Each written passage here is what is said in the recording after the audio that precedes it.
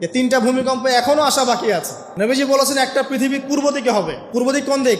এই যে Indonesia, Malaysia, Bangladesh, Pakistan, Myanmar, আপনার শ্রীলঙ্কা, এই পুরো কন্টিনেন্ট পূর্ব দিক, পৃথিবীর পূর্ব দিক। কোন কান্ট্রি এটা তো বলা হয়নি, পূর্ব দিক বলা হয়েছে।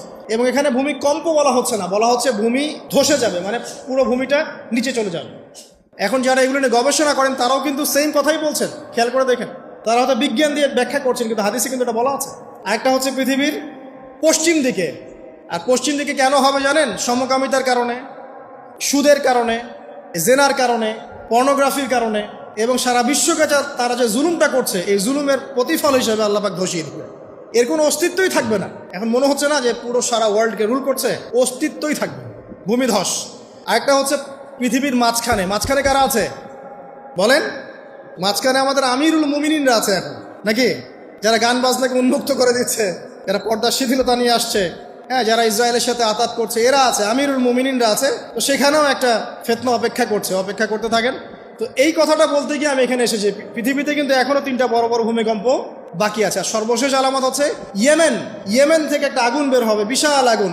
এই আগুনটা মানব জাতিকে হাসরের মাঠের দিকে তাড়িয়ে নিয়ে যাবে। এই 10টা আলামত না আসা পর্যন্ত কিয়ামত হবে না।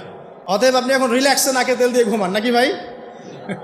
এই 10টা আলামত না আসা পর্যন্ত কিয়ামত হচ্ছে না। তবে এই 10টা আলামত আসার পটভূমি কিন্তু তৈরি হয়ে যাচ্ছে, এটা আমাদের খেয়াল করতে হবে। আচ্ছা আসেন, এই যে শুআয়ব আলাইহিস সালামের কওমকে যে ভূমিকম্প দিয়ে ধ্বংস করা হলো, এই ভূমিকম্প কখন আসে?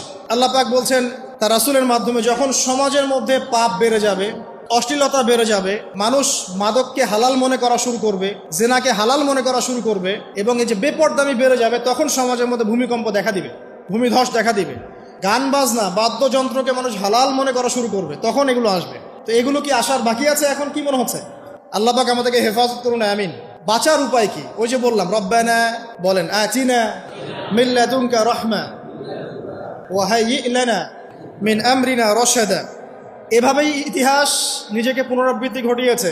ইতিহাস পড়ে দেখেন, আমি নিজে হিস্ট্রির ছাত্র, আপনি পড়ে দেখবেন, পুরো ঐতিহাসিক পটভূমি পড়ে দেখবেন, মানুষ এই ঊনবিংশ শতাব্দী আসার আগে এত অশ্লীল ছিল না।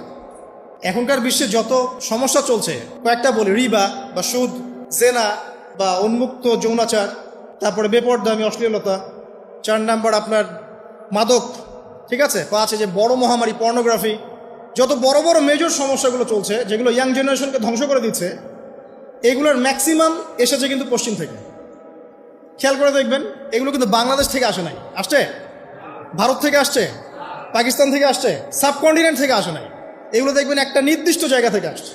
তো এই কারণেই আমাদের সতর্ক দৃষ্টি রাখতে হবে যে বস্তুবাদী উন্নয়ন সব কিছু নয়। হ্যাঁ, আমরা জিডিপি বাড়ালাম, ইন্ডাস্ট্রিজ গড়লাম, মঙ্গলে চলে গেলাম, চাঁদে গেলাম, ওকে ফাইন, এগুলোর কেউ বিরোধিতা করবে না, এটা ভালো, ন্যাশনকে এগিয়ে নিতে হবে, এটাই এডুকেট তারা নয়, এবং এডুকেটেই করতে হবে, কিন্তু নৈতিকতার বিসর্জন দিয়ে নয়।